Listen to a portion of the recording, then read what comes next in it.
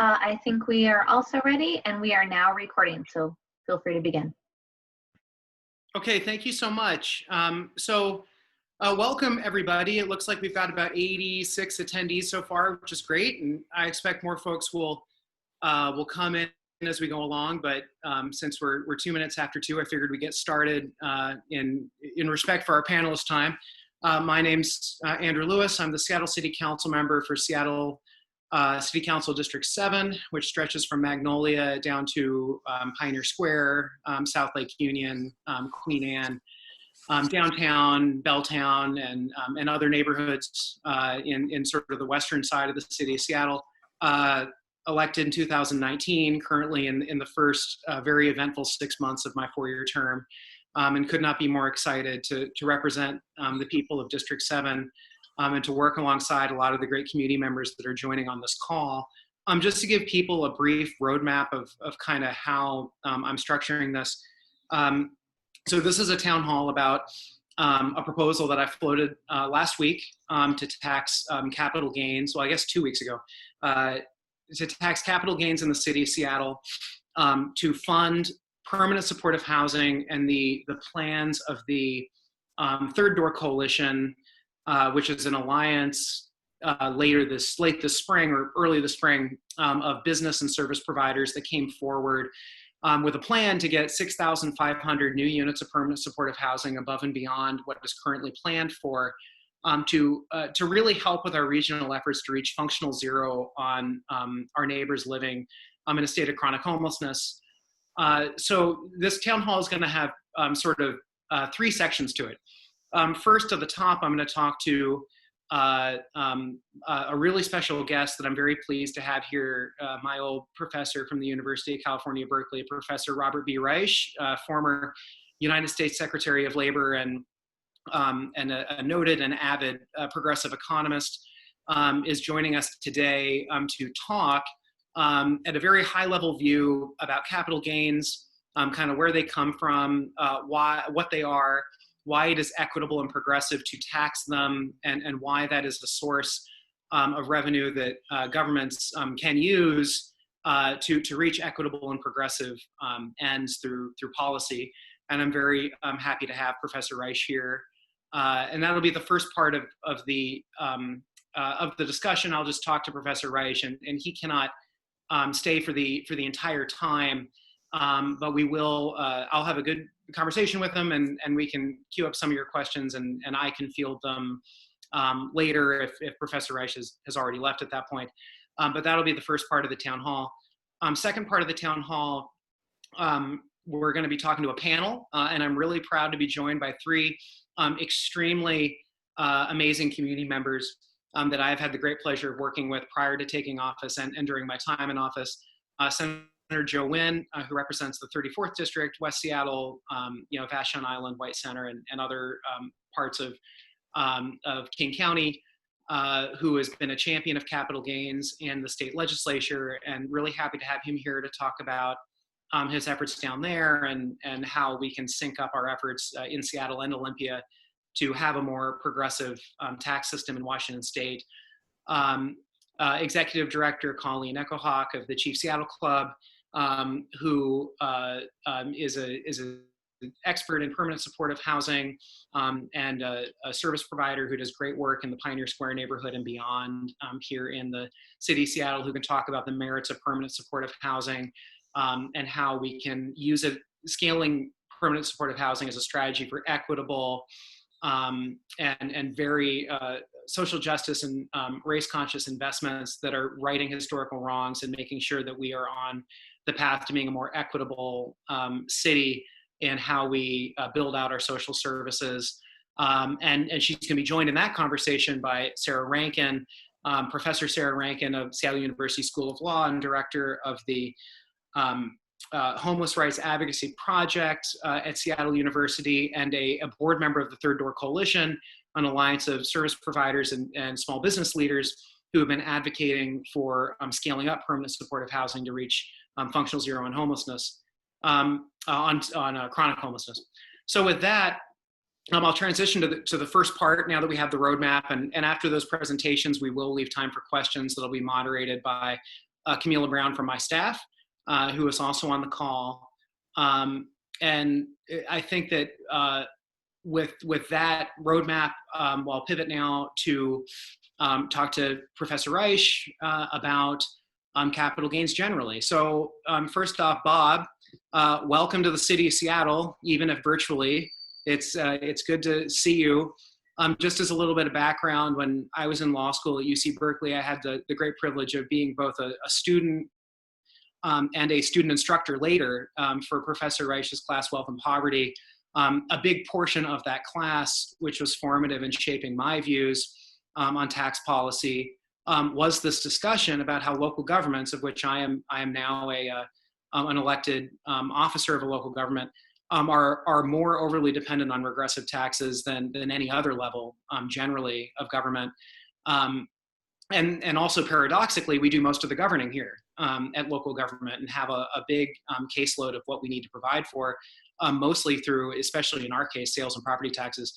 A big part of Professor Reich's course talked about different taxes that are out there in the world and how those taxes have a tendency through policy over the years to be lowered, reduced, loopholes to be created, and that has very regressive and inequitous consequences. So just to provide a little background on sort of my history with Professor Reich, and it's good to see him here to have this conversation about stuff that I know he's a great authority on, and it should be a really good town hall. So Bob, I guess I'll throw out a first question, and then feel free to to preface it with with an introductory remarks or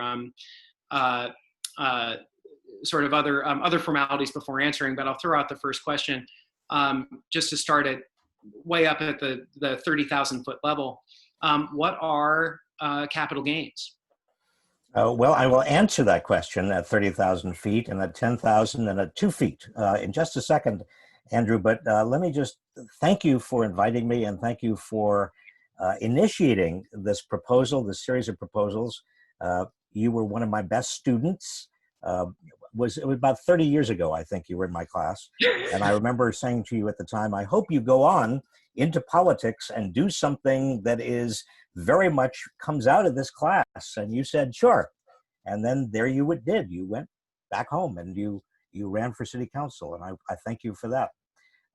Thank you. And Senator Nguyen, it's very, very good to see you again. I've seen you and met you before in Seattle. And is it Echohawk? Is that right? Thank you for your very, very important work. And keep it up. I mean, if there's ever a time in our nation's history when we needed people like you to do what you are doing, it is absolutely now. And Professor Rankin, it's awfully nice to see you. I apologize in advance. I'm going to have to leave probably before most of the panel does talk. But let me just say some things about taxes and specifically capital gains taxes, because I know people's eyes glaze over when you talk taxes, and especially when you talk something like capital gains taxes, people's eyes really glaze over. But the irony is that it's very important that you know this stuff, because it is at the heart of our dilemma. It's at the heart of the problems that we are facing in terms of trying to have a just society. It's hard to do what we need to do in society unless we have a tax system that finances the things we need to do. And you know this in Seattle. I mean, there is a crisis of affordable housing. That crisis of affordable housing, and it's not unlike the crisis in the Bay Area where I am now speaking to you from, is not just accidental. It doesn't just happen out of nature. It's not something that happened because no one paid attention. It's something that actually was intentional and is intentional in certain very important respects. And the tax system is a big part of it. Capital gains, here it comes. Are you ready? Everybody ready? I'm going to quiz you. I'm going to quiz you on this later on. Capital gains, that's the difference between the value of an asset, whether it's a house or a car or a piece of art or anything else, the value of that asset when you buy it and when you sell it. that is called a capital gain. When the value goes up, and most values go up, I mean, even in a recession, housing values around the country continue to rise, and so do values of all sorts of other assets. When those values rise, that is called a capital gain. And capital gains are very important in our society, particularly to the rich. Something like 2/3 of all capital gains in the state of Washington are claimed by households earning $1 million a year or more. I'm not saying that they were taxed on it. I mean, they get capital gains. Who are the people who get capital gains? They are rich. The people who get most of the capital gains are very rich. The people who claim and get almost all of the big and important prominent capital gains in our society are super rich. The reason that, for example, Warren Buffett, one of the richest people in our society, in our land, says that his secretary pays more taxes than he does, is because capital gains are taxed at a much lower rate. And it's easy for wealthy people to never pay capital gains taxes. Even if there's a capital gains tax, federal capital gains taxes, they can pass their money, their assets onto their children and heirs without ever paying taxes on those capital gains. And yet, the capital is a source of income for the wealthy, like it is for nobody else. The other thing I want to just say is that this also bears on race and it bears on poverty.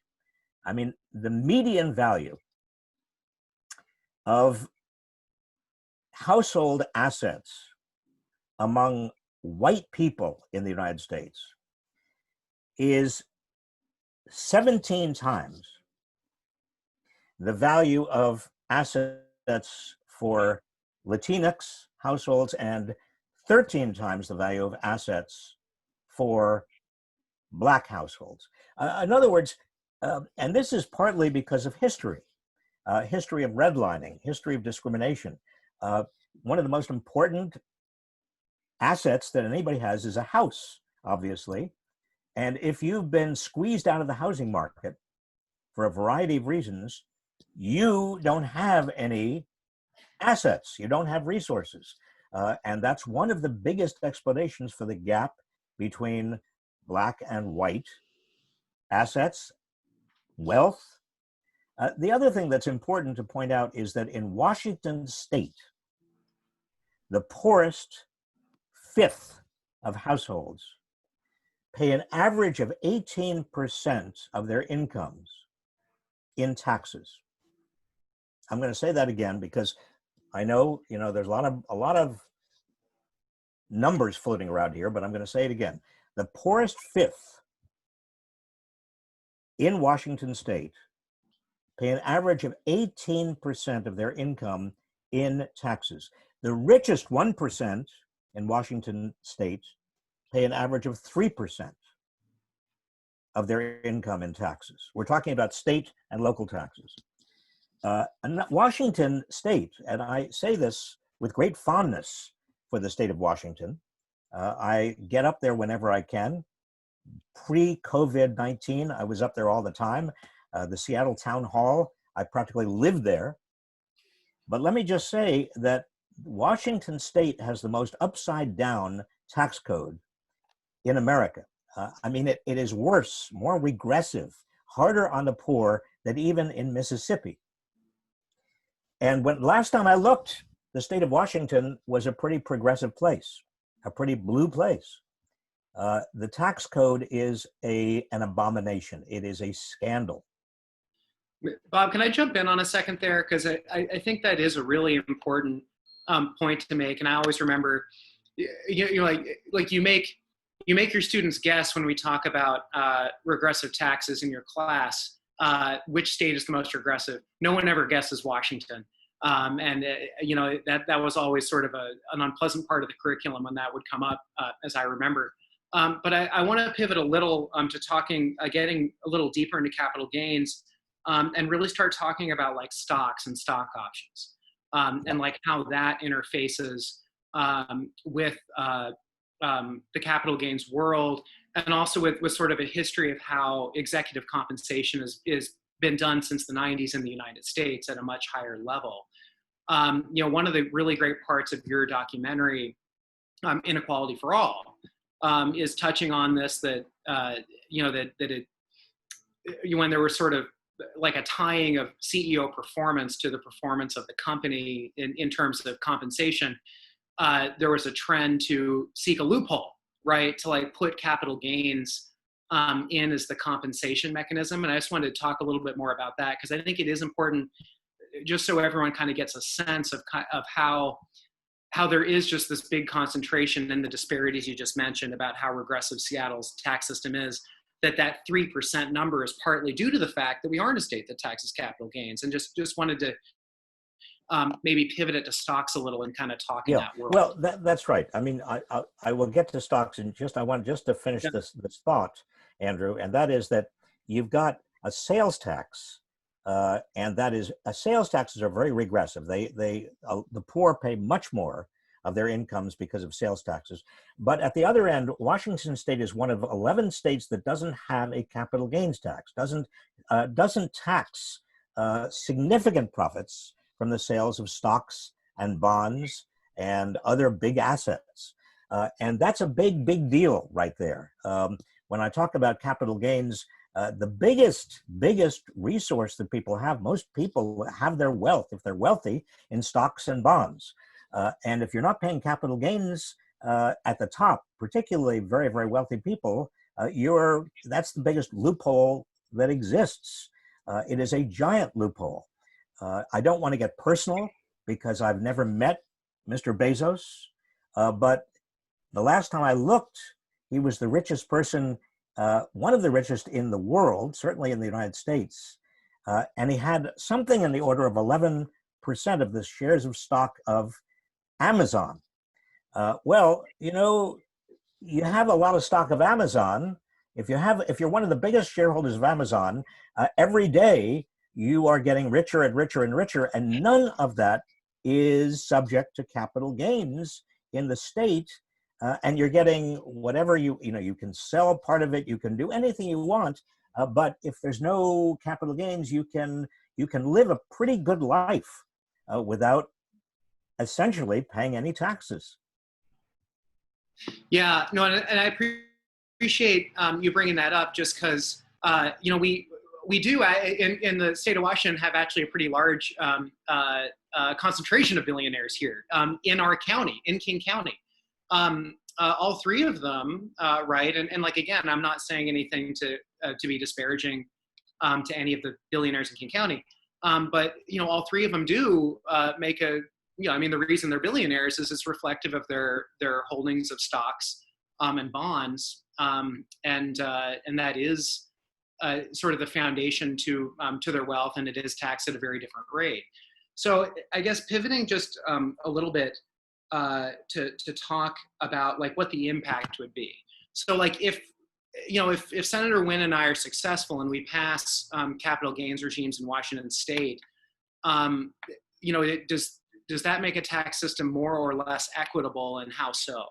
Well, it makes it far more equitable for all the reasons that we've talked about. That is, the people that have most of the resources in Washington State or in the United States are very rich, and they hold their money, their wealth, in mostly shares of stocks and bonds. And billionaires in this pandemic have increased their billion wealth by something like $353 billion just so far. And again, I don't want to pick on Jeff Bezos. I'm sure he's a very nice man, but his wealth has gone up dramatically over the past 3 months. Most everybody else is barely holding on.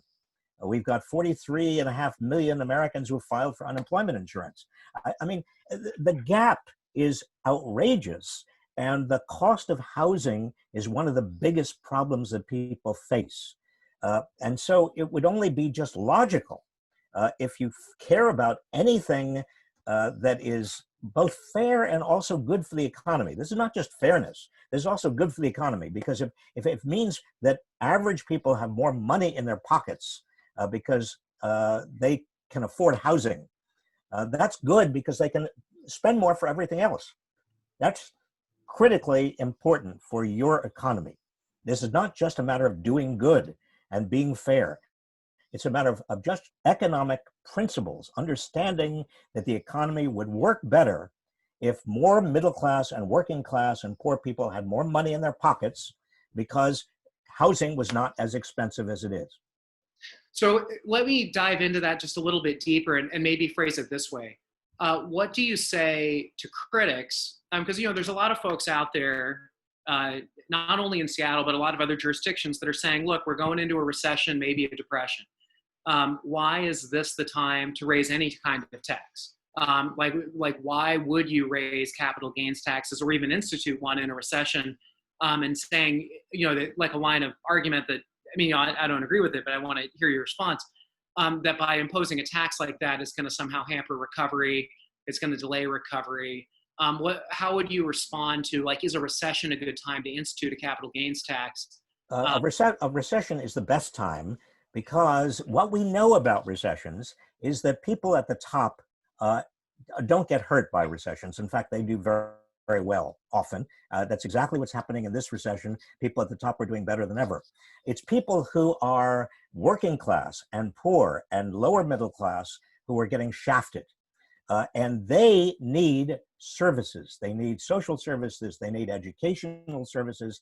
They need all sorts of services that states and locales provide. And yet the states are running out of money. The locales are running out of money. There are no tax money coming in from many people. Sales taxes are down because people don't have any money to buy things. You don't have to be a rocket scientist to see that if you tax people who are doing better and better, it's a small group at the top. They are doing extraordinarily well in order to finance services that everybody else desperately needs. Your economy is going to do better because people then have more money to spend. They don't have to worry as much. They have childcare, they have daycare, they have education, they have social services, they have unemployment insurance, they have all the other things they need to survive on.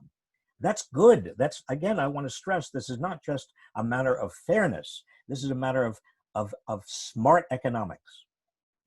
Yeah.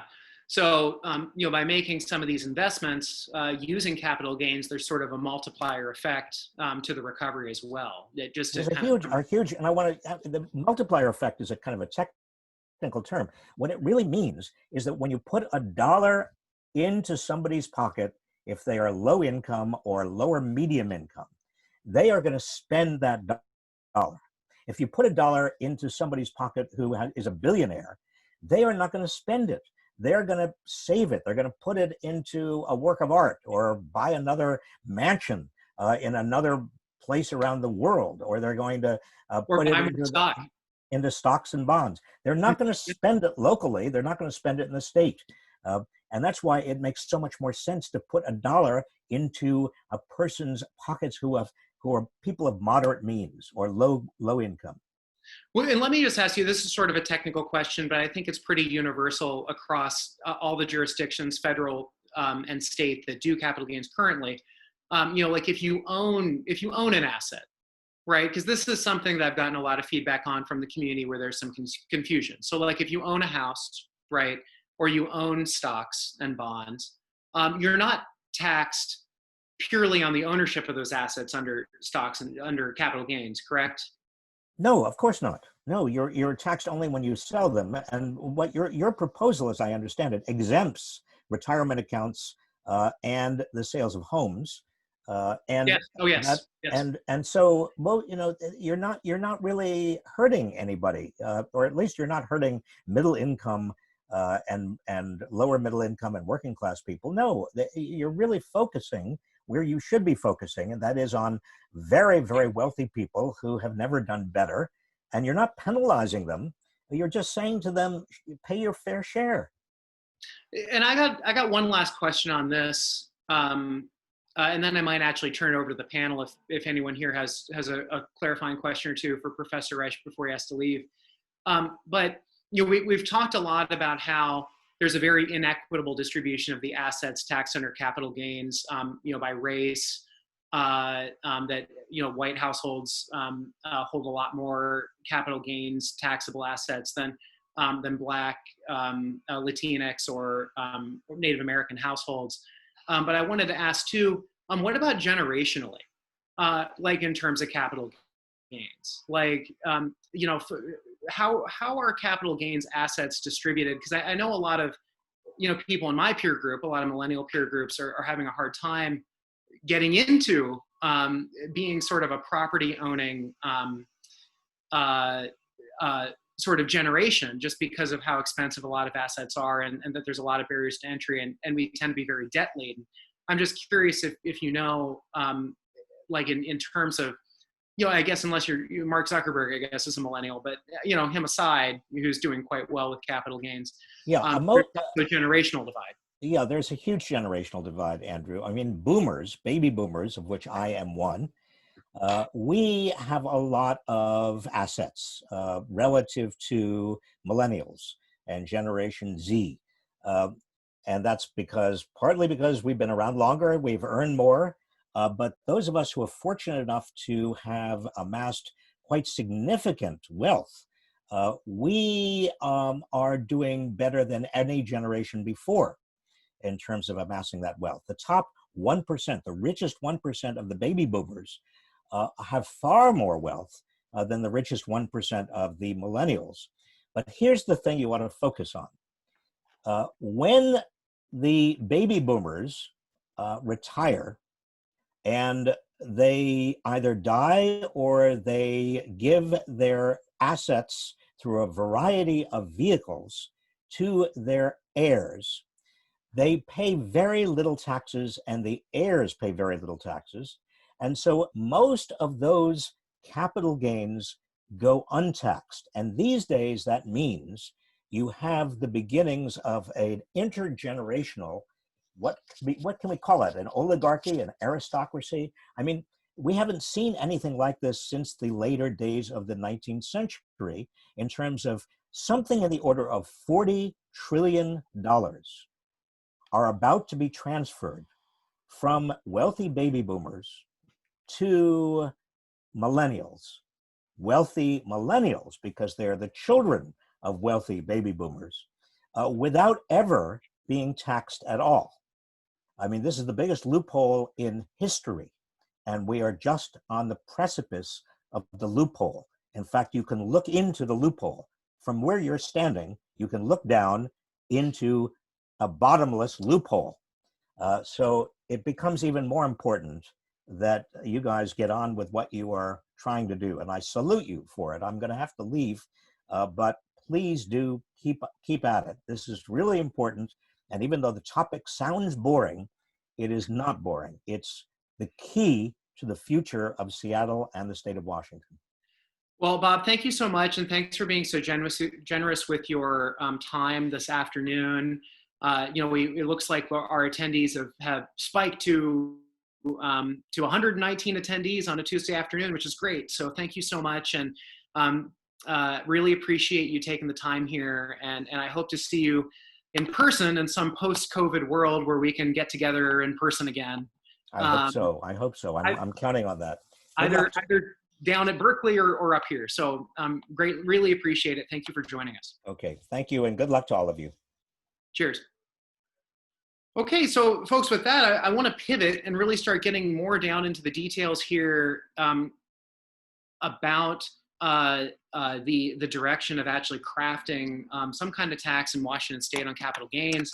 I want to kind of go into this panel discussion here by just kind of flagging at the outset that I have not formally introduced at the city an ordinance yet. I'm still in the process of crafting one. And I just want to say that process, in kind of introducing to kick off the panel here, talking to Joe Nguyen a little bit, has been informed by the legislation that Joe Nguyen and others have been working on down in Olympia that creates what's called an excise tax. which, as Professor Reich was talking about, all of these capital gains taxes are taxes on transactions. It's not a tax on having a house, that's property tax, and it's not a tax on holding stocks. It's a tax, capital gains as envisioned in Olympia and envisioned in the legislation I will eventually introduce, is a tax on that transaction. Once you sell that capital and then the profit that you've made versus what you spent to buy whatever that property is, be it a capital gain from stock or from a house or whatever. Senator Nguyen and my efforts are pretty aligned. We have we're envisioning the same exemptions at the state and local level. But I want to turn it over to Senator Nguyen, who's been patiently waiting to jump in on this. And just it's always an honor to hear from Robert Reich. So yeah, and just turn it over and give us an update on what the bill under consideration is in Olympia and what it does, how it's structured, and how we can kind of partner with our efforts here to have a more equitable system in the state of Washington. No, first off, again, thank you so much for having me, and Sara and Colleen. It's always great to see both of you as well. I think the biggest thing that we're trying to address, even agnostic of the proposals themselves, is the fact that we want to invest not just in a budget that's whole, but an economy that serves all of us here in Washington State. And we've talked at length about how the regressivity really hurts lower income or middle income families, and that manifests itself in many ways. If you look at our last recession, we made basically an all cuts budget in Washington State. We didn't raise any revenue. We didn't have capital gains proposals or anything else. And then during that time, we let exemptions for large corporations kind of exist through that whole process. And you saw a higher concentration of wealth.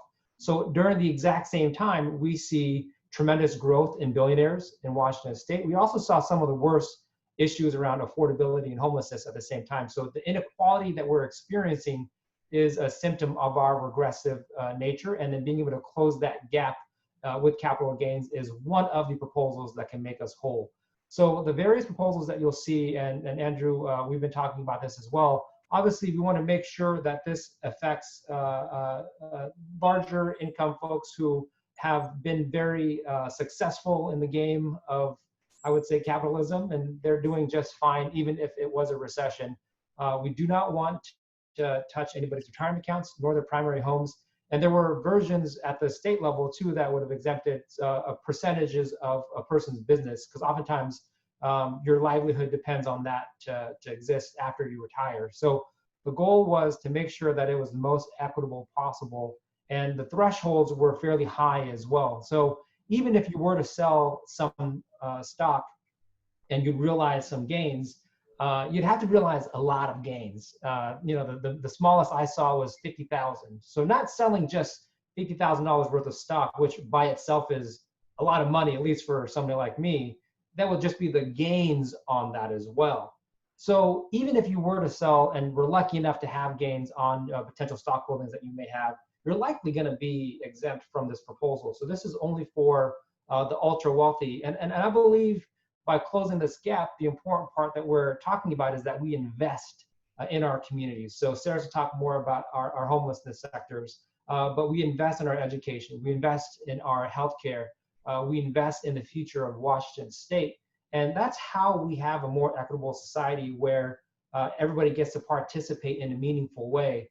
What's interesting, my background is actually in finance and economics, or my degrees were at Stanford University, and I worked in finance after the fact and saw firsthand how some of these folks are able to maneuver and not have to pay the same rates as other folks. And one of the things that kind of came to mind as we're talking about these proposals is that sometimes when you're used to privilege, equality feels like oppression, right? So a lot of the pushback that we're getting, why would you try to raise taxes during this time? Well, we've been raising taxes on middle-class families for so long. We need to close this budget shortfall because we can't afford to have a lack of funding for social services and for affordability. And there are people who are doing very, very well. And this is not meant to be punitive, or this is not a discussion about morality. This is literally an economic argument that we are all better when we have consumer demand that meets the needs of small businesses, of larger corporations. Even the billionaires themselves have workers who work for them, and they'd be better off if they had workers who were whole and able to be stable to work. So to me, the proposals themselves are numerous, but the main goal that we're trying to achieve is having a balanced economy that serves the people. People should come before profits, and our tax structure should reflect that as well here in Washington State. So Senator, just a couple follow-up questions too. Yeah. Thank you so much for that presentation and just all the great work that you're doing for a more equitable tax code. I did just want to ask in terms of getting some of the details out, because I really think it's important for us to be really be front and center with the messaging on what this truly is. You know, like we scored just to kind of see like if it was flat, right? And you know, the ultimate capital gains tax I put forward is not going to be a flat one. I mean, like the state one, we're gonna, you know, you're going to have to raise above a certain threshold. But we started off saying like, well, what if it was flat? And even if it was flat, I mean, only 30% of people in the city of Seattle would pay it, which automatically, you know, 70% wouldn't. Still a large number, but much better than sales tax, which everyone pays. Yeah. I guess my question would be like when you hike up those exemptions, right, where it's like, you know, the 50,000 hurdle that you mentioned, like how many folks are we really talking about that ultimately pay this tax? Because I do think that is an important part of the messaging, is just being able to tell people like, look, you know, because there is a lot of inequity in how capital gains are distributed, it really does tighten up the universe. So I just want to kind of talk about it's almost more important to discuss actually about who pays or who doesn't really pay. And obviously the various proposals had different thresholds. As we were considering some, we'd had staff look at potentially where it would be coming from as well. And in Washington State, at the thresholds we're talking about, so above, say, for instance, $50,000 or $100,000, and retirement accounts don't count, primary homes don't count, your businesses don't count up to a certain amount. There were numerous counties in Washington State where they'd actually have nobody that would be paying it because they wouldn't reach that threshold. Or I think Clark County had like one person, right? So obviously the majority of the folks would come from the Puget Sound area. And it's the irony there is that the folks who won't vote for it are going to be legislators from the counties who aren't actually impacted by this. So the interesting thing too is, as a proposal, you have the economic impact, which obviously is important, but even the political side of it, the people who are likely to pay for it, so those in King County, Puget Sound area, and obviously some other parts, they actually are the ones who are asking for something because they understand that they should be paying a part of this recovery itself as well.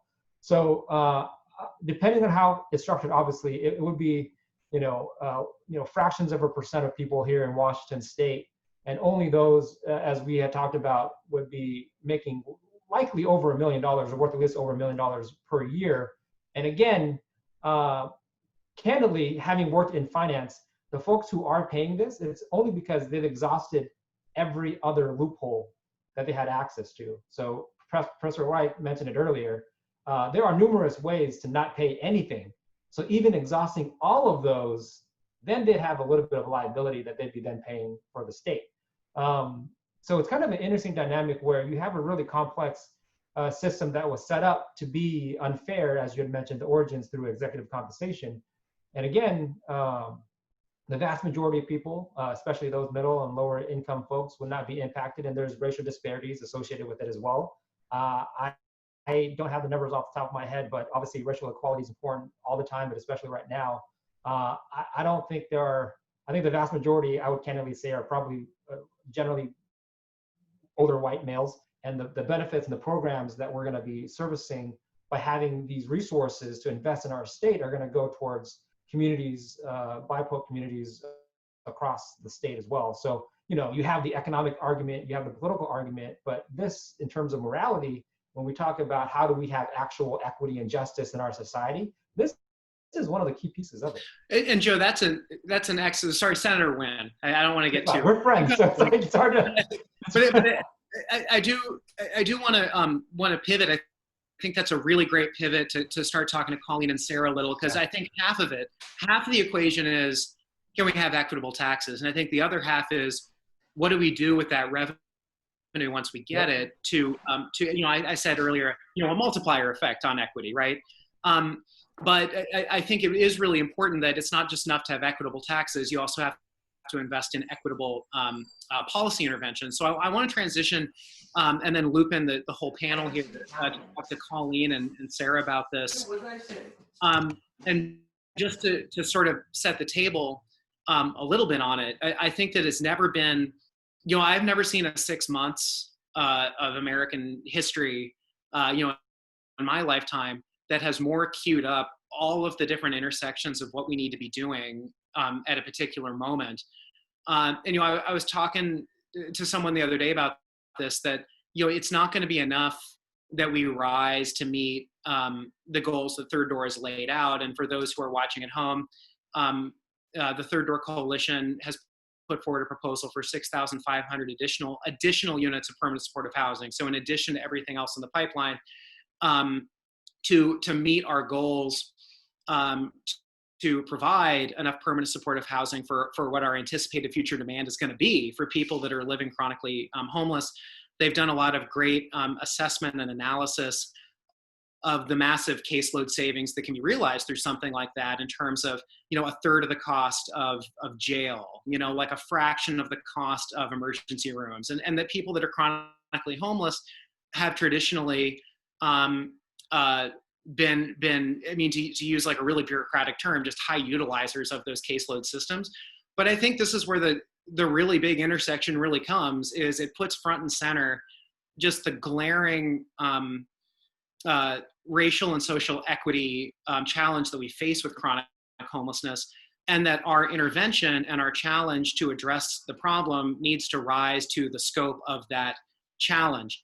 And I think we've got a lot of great examples in recent history where we in Seattle, King County have made really good progress on some big policy areas, but still had massively inequitable results. We have the second lowest youth incarceration rate in America, and we should be proud of that we incarcerate youth at a much lower rate than other jurisdictions. But average length of stay has gone up for young people. The percent of people of color who are incarcerated of the smaller group has gone up. So inequity has gone up as total population has gone down, which tells me that we're really good at not putting white kids in jail when we put our mind to it, but that those inequities still persist for people of color in our community. I think that we see it manifested in lots of other places. Police use of force since the consent decree is down, but it's still stubbornly very high for people of color who are victims of force from the police. So as we get into this work now with permanent supportive housing, I am really excited to queue up for introducing Colleen and Sara to start really talking about the fact that we have this great opportunity now in this moment to tax capital gains, which, as we've discussed, overwhelmingly held by rich white men, and use those resources to drive equity-driven conversations in scaling up, expanding, and protecting permanent supportive housing to get folks inside and in a way where race and social justice is centered, so that we don't repeat our recent history of addressing these social problems, but not centering equity and leading to inequitable results. So with that, I want to turn it over. I know I've introduced them a number of times, but just to remind the audience, Professor Sara Rankin, a law professor at the Seattle University and the director of the Homeless Rights Advocacy Project, and a co-chair of the Third Door Coalition to scale up permanent supportive housing. And then Colleen Echohawk, executive director of the Chief Seattle Club and operator of permanent supportive housing, transitional housing, and other services for chronically homeless individuals. Both experts that can delve in and talk a little bit more about this, because I don't think it's enough it's not a plan to propose a tax. The tax is a means, but we got to talk about the ends now. So let's talk about permanent supportive housing. So why don't we start with Colleen first? And a lot of folks in the community, they hear permanent supportive housing, but they don't know, like, are you talking about tiny house villages? Are you talking about scatter site? Are you talking about, housing integrated into a hospital? So I want to start from you first as an operator. What is permanent supportive housing? Yeah. Well, thank you so much, Andrew. And I just have to say that I appreciated the Secretary's comment on, like, this could be a boring topic, but it's been fascinating. I've learned a lot and feel really excited to share a little bit about the importance of permanent supportive housing in our community. And so the idea that for us in the Native community and the Chief Seattle Club and the Coalition to End Urban Indigenous Homelessness, permanent supportive housing is a way to bring in our folks who've been suffering for a very long time of chronic homelessness and bring them into shelter and security. That is permanent.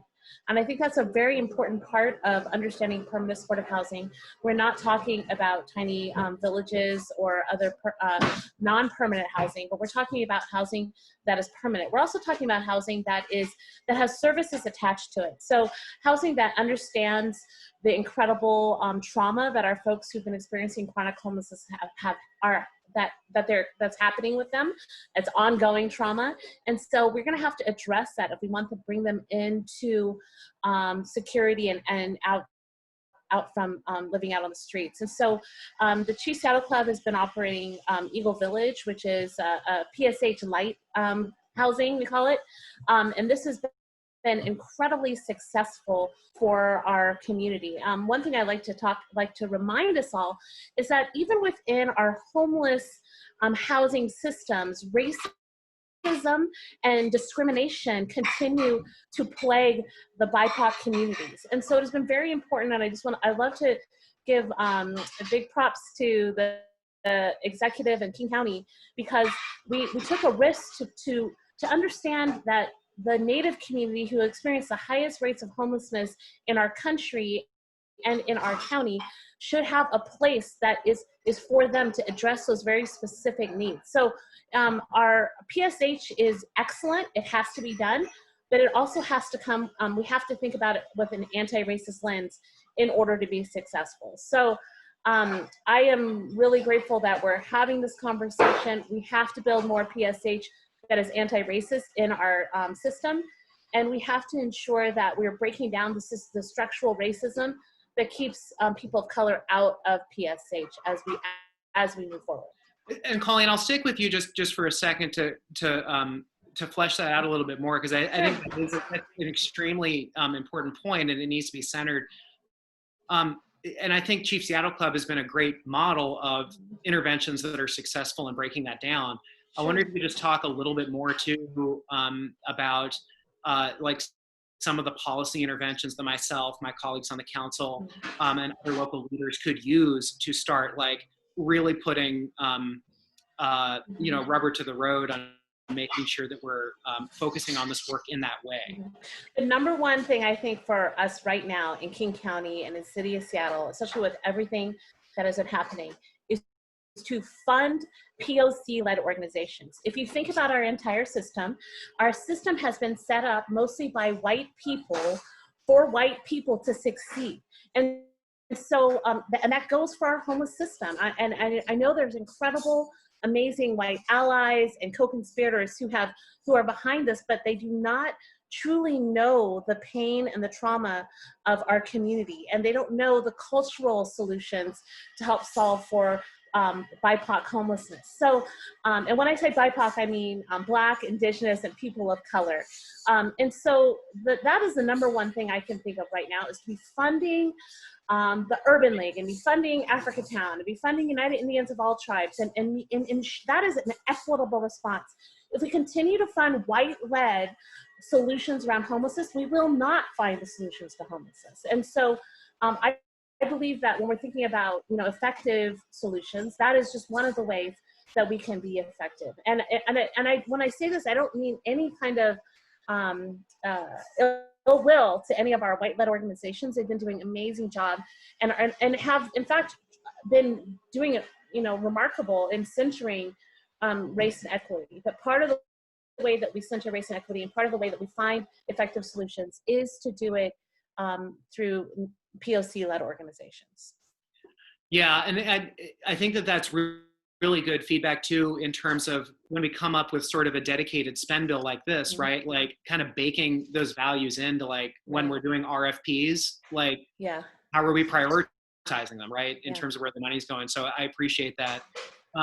So Professor Rankin, moving on to you, and then we'll open up the panel a little bit more here for questions as well. I wonder if you could talk a little bit more about kind of the overarching goals of like Third Door Coalition. What is Third Door Coalition? And just more about like how you came up with the goals, and just how the Third Door kind of framework and the Third Door plan can really make a big substantive difference in chronic homelessness in King County. So a broad question, but I think important to hitch up this tax proposal to like what will we, the people of Seattle King County, be getting if we do pass a tax like this? Thank you, Councilmember, and I want to thank you for your leadership, and thank you, Colleen, for I really appreciated your contributions, and it's always exciting to be talking with both of you. So you asked about what the Third Door Coalition is.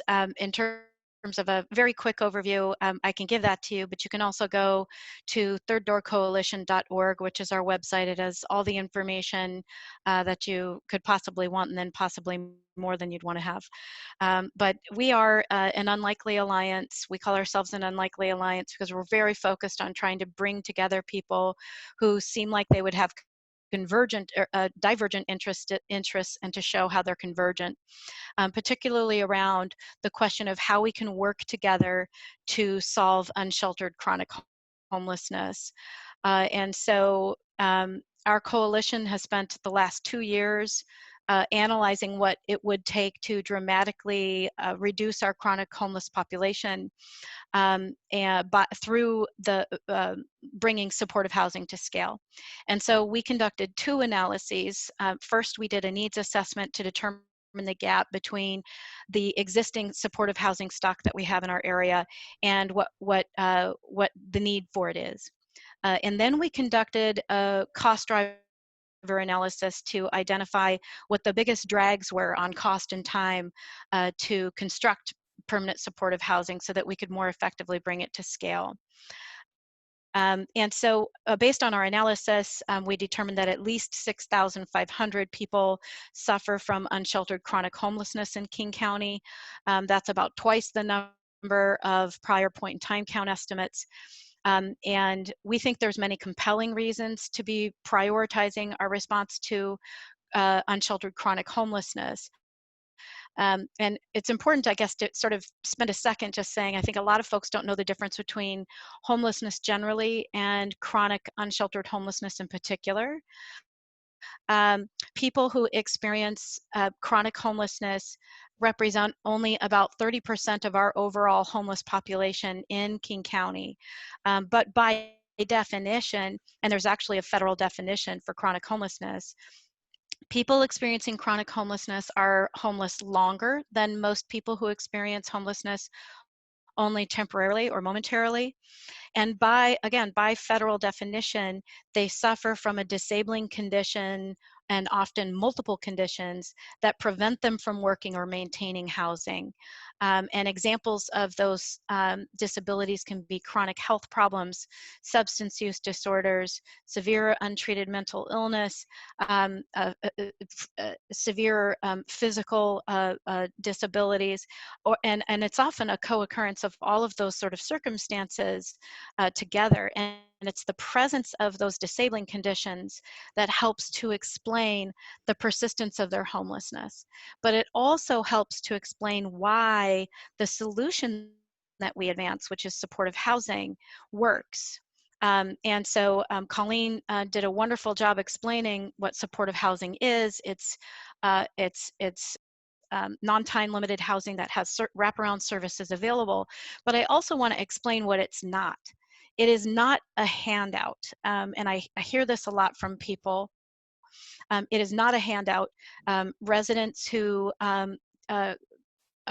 residents of supportive housing generally will contribute up to 30% of their income, which for this population is primarily disability benefits that many people didn't even know they were eligible for until they went into supportive housing and had the support that they needed in order to file for and receive those benefits. And they also sign a lease that has many typical renter provisions that you would expect to see in any sort of lease. So it's important to understand what it is. It's important to understand what it's not. And then the last thing I'll say before I stop is I really want to hit home on the cost effectiveness of supportive housing for chronic homelessness. Councilmember Lewis mentioned that a lot of people experiencing chronic homelessness are high frequency users of emergency room services, first responder time. They're also dragged through the criminal justice system at pretty unprecedented rates, which is the most expensive and least effective way to respond to the problem. On the flip side of that, supportive housing has been shown consistently, and you can go to the Third Door website and look at decades of studies from all different sorts of entities that have studied this issue and have determined that providing people with supportive housing is the most humane and cost-effective way to address chronic homelessness. And all of us have a shared interest in solving our unsheltered chronic homelessness crisis. So hopefully that's a bit of an overview of why the Third Door is focused on this area. And I would, as I mentioned before, I'd invite people to visit our website for more information.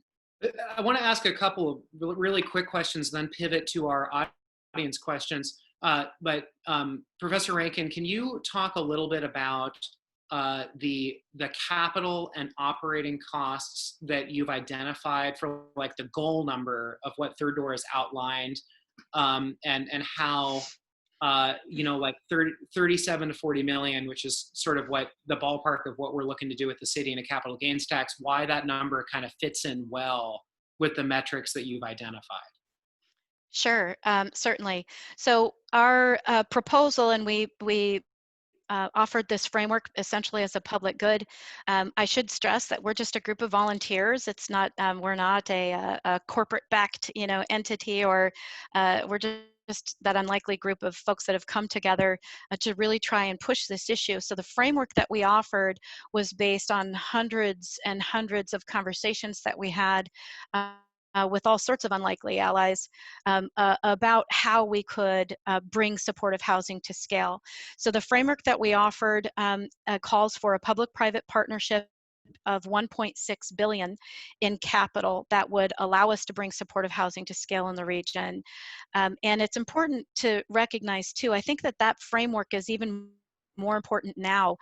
It was always important, but it's even more important now in the grips of the pandemic, when we have a lot of our private businesses, especially our small businesses, are struggling, and at the same time, our government coffers are being stressed. And so that sort of partnership is really important because government alone can't end homelessness. It's our collective responsibility to do it.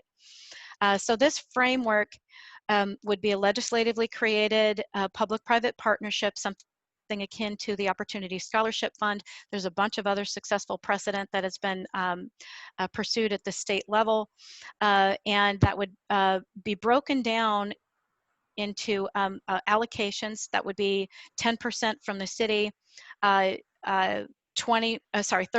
from the county, 20% from the state, and 40% from business. And that would allow us to have the capital build. And we are having a series of strategy sessions on how we would be, and we've got ideas for this, and we invite people to participate in these strategy sessions.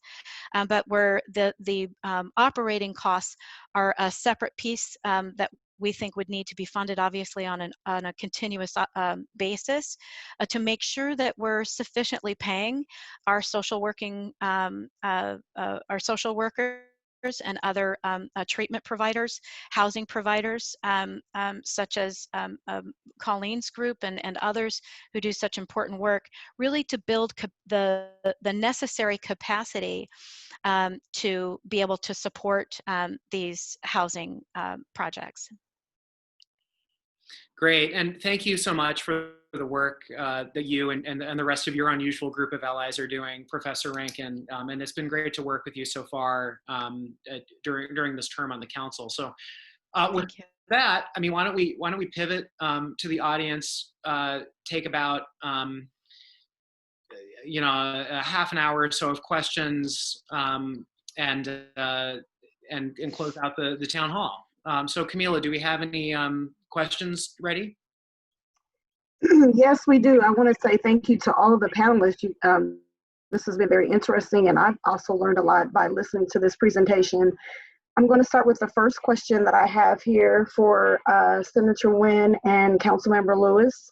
And the question is, if the Internal Revenue Service defines gains from the sale of capital assets as income, and the Washington State Constitution expressly prohibits a tax on income, why does the council continue to promote this strategy? It actually doesn't expressly prohibit it. It prohibits property. So the definition was back from 1930.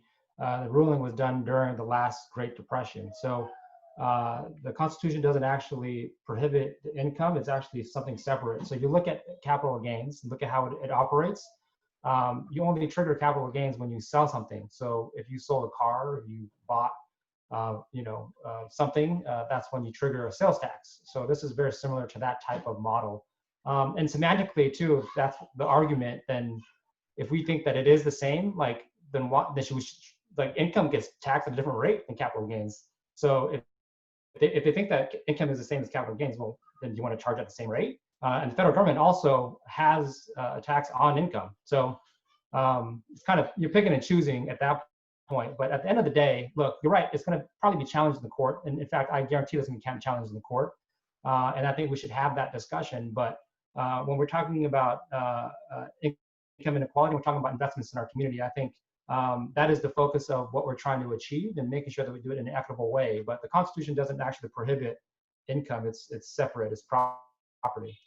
Yeah, and I don't really have much to add to that. Senator Nguyen did an awesome job responding to that question. It is a good question, and I appreciate the audience member that asked it. I guess the only thing to put a fine point on it is just to say that the city has the same excise tax authority as the state. And that's what it is ultimately. An excise tax is a tax for the privilege of engaging in a transaction, basically. And we've got all sorts of examples of excise taxes, real estate excise tax, that we already are currently using in the state of Washington.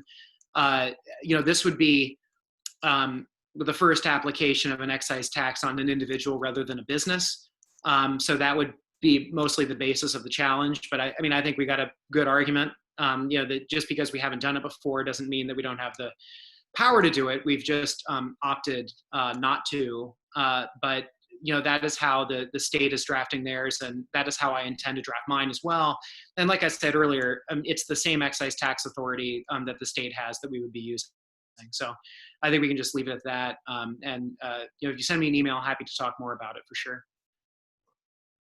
Second question is related to some of the things you just discussed. Does a capital gains tax stand a better chance of passing than a wealth tax? By passing, the person means approved by the courts and defeating the inevitable IMN initiative. Yeah, that's another good question. I guess the only thing I would add to my previous response, and Joe could jump in on this too if he wants to, but you could probably do a wealth tax as a tax on intangible property. Because wealth, if you own like a painting by Picasso, or if you own, like kind of a lot of the other stuff that were in Elizabeth Warren's wealth tax, for example, we could probably do that as a tax on intangible property. It would be subject to the 1% limit that is constitutional and is explicit. That's not what I'm proposing. But I think that would be very hard to administer. You'd have to have people go out and appraise all their wealth and verify it somehow. And, not saying that it's not a worthy cause, but that's something I'd rather see probably done by Senator Warren at the federal level than something that we would pursue here, just given our limitations as a city and how we could institute it and how we could enforce it. But it is a good question.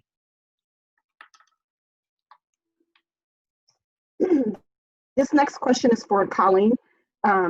It says, I live in Pioneer Square and I see the homeless population visibly growing in our neighborhood almost daily. And our city services garbage, as an example, is not cleaning the streets.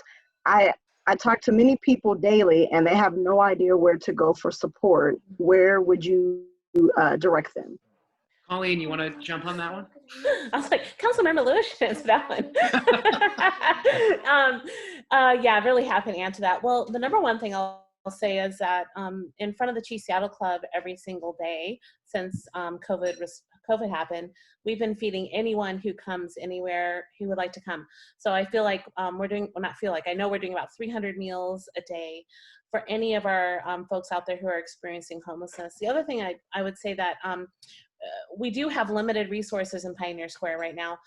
There's been agencies that have had to shut down because of active COVID in their population. So the Compass Center has just been doing a tremendous job. They are right there in Pioneer Square. They're the ones who are open the most right now. They have the most bathrooms. We've had to shut our bathrooms down at Chief Seattle Club because of weren't adequate to the COVID response that we need to do. So Compass Center has just been amazing. Food is available from 8 to 10 a.m. and right in front of the Chief Seattle Club.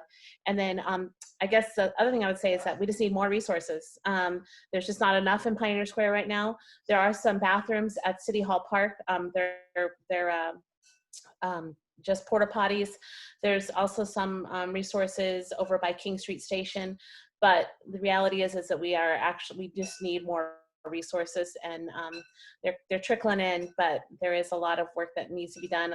Finally, I'll say that one of the things that is of biggest concern for me is behavioral health resources. We have folks who are living in Pioneer Square right now who are not like in hotel rooms, because a lot of our folks are in hotel rooms, the homeless community right now, but they didn't make it because they've just been suffering with tremendous mental health situations for a very long time. And when I think about our homeless population in Pioneer Square at the moment, my heart breaks for them. We should all be completely outraged that we have gotten to this situation where our beloved homeless communities, our relatives, our brothers, our sisters, that they are suffering tremendously, and we are not doing enough to support them. I wish I had much better news on that, and maybe Councilmember Lewis he probably does. Well, let me say this. I am hopeful that in our current budget conversation, we're going to have some more resources to get folks off the street into a place where they can live with dignity and not be, down in Pioneer Square or any other neighborhood for that matter, where they're currently experiencing chronic homelessness.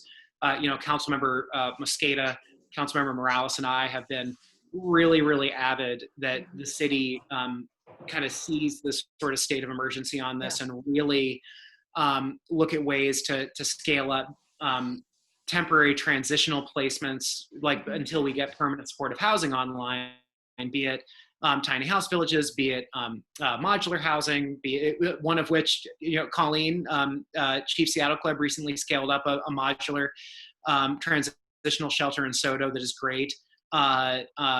Hoteling. There's all sorts of different strategies people are using, working with Co-Lead, which has actually been doing a lot of work, law enforcement assisted diversion program in Pioneer Square, getting folks out of chronic homeless encampments and into hotels that are supported by King County, I think, is supporting that effort in conjunction with us. So, I'm working on it through this summer budget session. The hope is that council members, Mosqueda, Morales, and I are going to get an ad to scale up more of those transitional placements. It's a huge priority for me. I hear from constituents all the time, and I see it myself when I go into the office in Pioneer Square, the urgency that is needed, and I share it with you. Could I just, I just wanted to sort of add in on that. I think the question that was asked is such a great question, because a lot of folks think that there are just so many services and so many behavioral health options that are available, or even just shelters. Even folks who do this work day in and day out don't have great places, great options in terms of places to refer people, because there's such a shortage. And so people who experience unsheltered chronic homelessness learn fairly early on that even when an offer of service or treatment is extended, that it's not really a meaningful offer, because even if they go someplace, they might not be eligible. They have to find transportation there. They may have a barrier to treatment. There's very, very common, staggering lists of barriers that prohibit people from being able to access services and treatment that could help lift them out of homelessness. And the other piece of it too is that as important as services and treatment are, and this goes back to the point about supportive housing, without the stability of housing, this is what all of those studies show that are on our website, is that people need the platform of stable housing in order to be able to rebuild their lives. They need that stability in order to be able to benefit from services and treatment at higher levels and in a more robust way. So in order to do, have meaningful work, of course we have to do emergency services, we have to have a Band-Aid response, but ultimately what we need is housing, and supportive housing is that housing with services and wraparound services available that allow people to both live with dignity and really be able to achieve a higher levels of recovery from the various challenges that they're facing. I just want to jump in one more time. Just one quick thing, it'll be fast. Is that what's been exciting about hoteling? So like Chief Seattle Club has like 75 to 100 people right now in hotel rooms. DESC has hundreds. We've somewhere like 700 to 800 folks have been in hotels through COVID, because of COVID. They are doing so well. Of course, there's some that are struggling but it's a small percentage. To Sarah's point, getting them into that stability, getting to that place where you can have your own space to lay down, to use the bathroom, to just have human dignity. That's what we're talking about, is just human dignity, to give people that place of stability and security is changing people's lives. Like, I am so excited to see what happens, because I'm seeing a lot of really great leadership from the city and from the county to think about, how do we keep people in these hotel rooms? How do we buy hotels? How do we figure out ways to make this better for this community?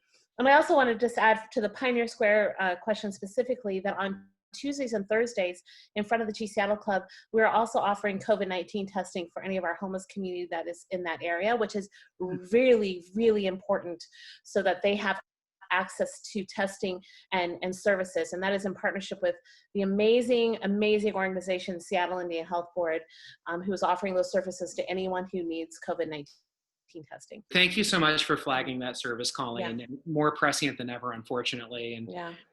And just to put a pin too on the hoteling a little bit, it's been amazing, because co-lead started as, taking folks experiencing homelessness who were let out of King County Jail to de-intensify the jail at the beginning of COVID. King County Jail costs us about $200 a night to keep someone there. Co-lead is hoteling people at a cost of $69 a night. So I mean, I don't want to, I'm making that point last, because I think all the points about it just being good policy have already been made. But to put a pin on it, for the taxpayer, it's a good decision as well. It gets better results and costs a lot less. So Camila, do we have another question? Yes, we do. This question is a two-part. Can the city council enact a local capital gains tax absent of specific authorization from the state legislature? And then the second part is, Councilmember Lewis, does your proposal come with a complimentary cut in the city's sales tax? Yeah, good question. So first off, I actually did look into making, doing some potential reforms on our sales tax. Like, we have the highest sales tax in a state that already has a high sales tax, in the city of Seattle. The way that the sales tax is administered and collected, we actually don't have the ability, unfortunately, as a city to go in and mess too much with the sales tax. That's something that Olympia would have to do. So, when I answer the rest of the question, I'll turn it over to Senator Nguyen, and maybe we could talk a little bit too about what I think is a worthy cause, which is really having a serious discussion about how we lower regressive taxes as well, in addition to instituting progressive ones. On the authority from Olympia, we do have authority as a charter city, as I kind of discussed earlier, around being able to impose excise taxes. So it's not explicitly a tax on capital gains as such. And in fairness, Senator Nguyen and I, both of our proposals, they're not strict taxes on capital gains. there are taxes on certain capital gains with others exempted. And we can do that under an excise tax where we have a lot of authority to sort of plug and play with it. But that is the source of authority for both the state and the city is under our excise taxing authority. Of course, as we discussed earlier, some folks will argue that that is outside the scope of the authority. And, I welcome that discussion because I think it's squarely within it. And I'm sure Senator Nguyen agrees, but I'll turn it over to. Yeah, no, I agree. I mean, obviously we have a judicial system and we have a democracy with checks and balances. And I think these are tough conversations that we need to have in terms of how we should invest in our economy and invest in our people. But I do agree in that and every opportunity should try to lower taxes for middle and working class families because they've been taking the brunt of the regressive policies that we have in place right now, especially when it looks even like small businesses, right? Like the vast majority of small businesses, you can actually exempt them from B&O by raising rates for larger corporations at a very nominal rate who pay overall a little bit less, a lot less than most people as well. So I think in these conversations, that is the ultimate goal, is to not just raise revenue for investments in our community, but how do we then try to balance it out and then lower the burden for working middle class families in other ways possible as well. Yeah, so Camila, why don't we do, because I know we're going to lose Professor Rankin soon as well, why don't we do one more question and then we can kind of close out the town hall with some closing remarks from folks. So who's up next, or what question's up next? Can I ask two questions? I think this one will be pretty quick. Sure. The question is, I assume the exemption on homes is for a primary residence and not a second home or an income property? Yeah, so, I haven't actually finished drafting my ordinance yet. And that would be my intention, is to craft an ordinance that is sort of as close to the parameters of the state one as possible. Because like I said before, right, and so, yeah, so since in the state one, that is the nature of that exemption, I would want to try to model that in my ordinance as well, because I don't want to have a situation where we have a broader city liability or narrower city liability in the state one, just in terms of administrability and confusing people. So that'll probably be what is reflected when we do finally put our ordinance together. Okay, and this can be our final question. It's a question for Senator Nguyen. It says, why doesn't the state of Washington pay for these social services and homelessness, et cetera? Why put the onus on the city of Seattle? And it draws attention to our property revenue that is raised here in the city of Seattle as floating like kind of the rest of the state's public services. And so the concern, and I think the question reads to, if Seattle adds a capital gains tax and it's not done in lockstep with like other jurisdictions, will people start to like move to other areas? And this will be kind of an already, you're living in one city, but using another city as your primary residence and getting out of it. And this person is really concerned about that. So that's a very real possibility. And candidly, you see a little bit right now bleed across to the east side of even just I-90. And the state absolutely should be paying more. Obviously, there's a lot more need. Maybe hearing my son yelling at me right now on the side. The state certainly needs to invest more in our infrastructure. So what's interesting is that our budget is fairly constrained in terms of what we can spend our money on, or what we should be spending our money on. And from a constitutional perspective, it's largely on K-12 education. And because of some recent, lawsuits with McCleary and others, a lot of the resources kind of were sucked to those specific efforts, which are important. However, it's still finite, right? Like we don't have income tax, we don't have capital gains. We know that we have mental health issues. We know that we have homelessness issues. We know that we have a lot of issues. We definitely have a transportation issue. So if the state could pay for more, I absolutely think that we should. That's just not the realistic proposal that we have at this moment. And that's why I think Andrew's pushing for this legislation. That's why we're doing it at the state level as well, is to get new revenue to actually fund these things, because we haven't in the past. Yeah, so I applaud whoever asked that question. I probably could have asked that question myself. Why aren't we getting more money, Joe? But I appreciate it, and I do think that is why syncing up this conversation of having a state and a local capital gains tax at the same time is better, obviously, than having just the city, Seattle, have one and like nowhere else in the state have one. I think we got a lot of really good examples of taxes where there is like local share or like a local addition. I mean, like I said earlier, people in Seattle pay more on property, sales tax, real estate excise tax, B&O tax. I mean, you go down the list, all of our taxes in Seattle are slightly higher than the rest of the region because we have elected to raise them higher to pay for, actually, among other things, pretty much all the social services for the entire region, for the most part, in our budget. So I think that capital gains should follow in that same trajectory. Like, I think we should have a bigger state one. And just for the record, I think the state one, comes in at, like, what is it, Joe? Is it like 5%, 7% at the highest bracket? Do you remember? 9. Sorry? 9%.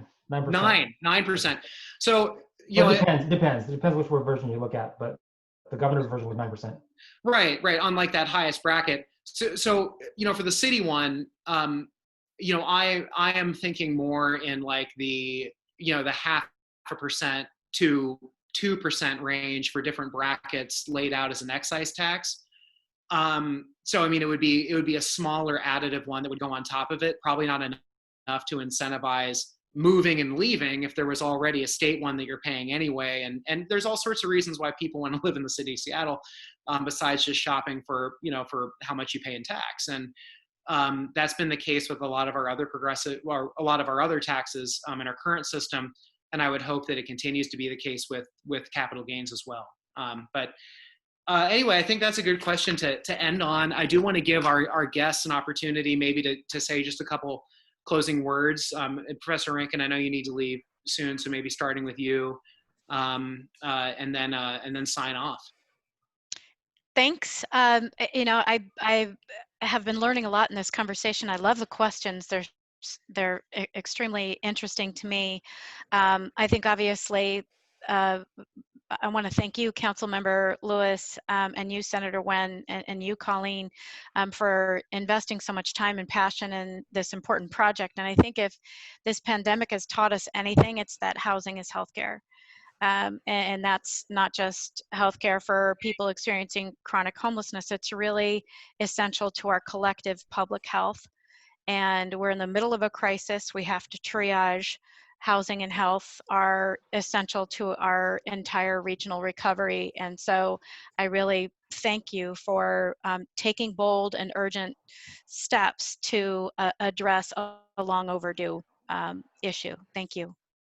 Thank you. Thank you so much. Colleen, any closing remarks?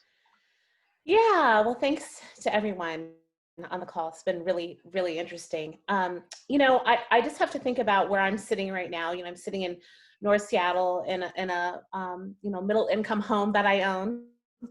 And I'm thinking about all of us who live in this region. We greatly benefit from the land and water of the Coast Salish communities.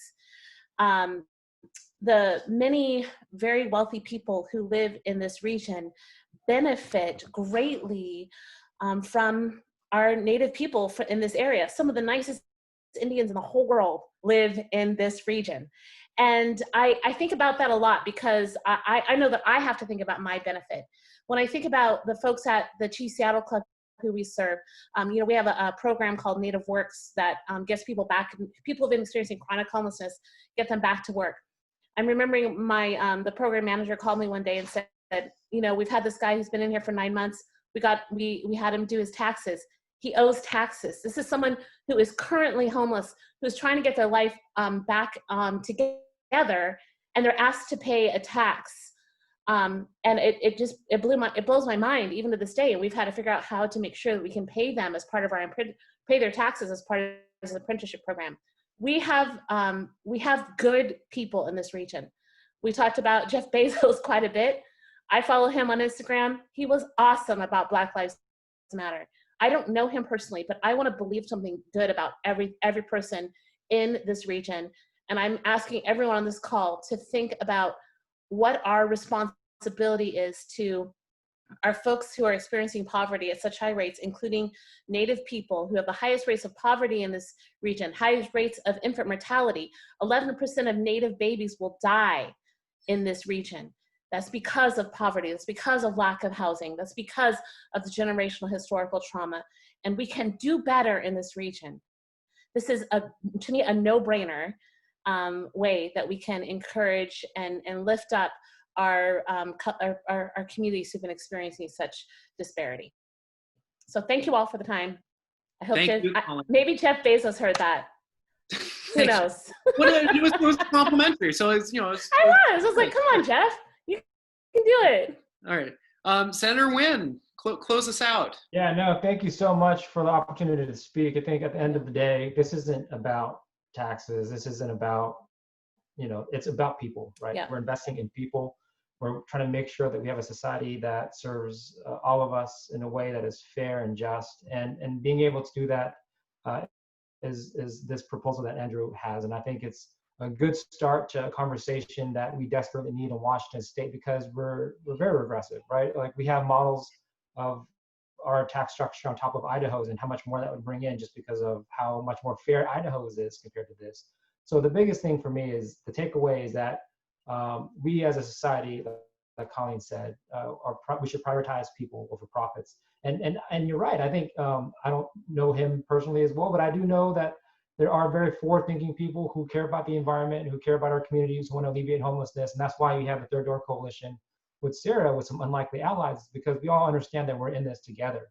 And this is just one of those mechanisms to solve big problems here in Seattle and Washington State. And it's just an honor to be a part of a larger group having this conversation. I don't feel like we've had this before in the past, and the fact that we have this type of engagement across the spectrum has been very uplifting. So I'm hopeful for this proposal, but other ones as well. Thank you so much, Senator Nguyen. And just to make a couple closing remarks myself on that theme, you know, I definitely want to echo the points that you just made around the fact that it is about people, and that's why, honestly, that's why I wanted to meld this town hall and this conversation between equitable taxes and permanent supportive housing, because I do think they're inextricably linked. You know, I've always held that, you know, we should have plans first, taxes second. And once I saw that, you know, with the Third Door's regional plan of, you know, 6,500 new units of permanent supportive housing, penciling the city in for 10%, and that 10% over, you know, 5 years was going to be $32.5 million a year. And that a capital gains tax along these lines could bring in about $37 million, and that fit pretty neatly. You know, these are the kinds of conversations we need to be having, where we can advance equitable policies through equitable taxes instead of constantly resorting to the choice that we've always been given in the past as Washingtonians, which is to, you know, to raise property taxes, to raise sales tax, you know, to raise B&O taxes that fall very heavily on small businesses because of the way that they're structured. So I really appreciate, you know, Joe, Colleen, Sara, and obviously earlier Secretary Reich for joining us to have this conversation today. To members of the public too, I would say, as I mentioned multiple times, you know, I haven't actually formally introduced an ordinance yet, so I am still in a position where feedback is very, very much welcome and appreciated.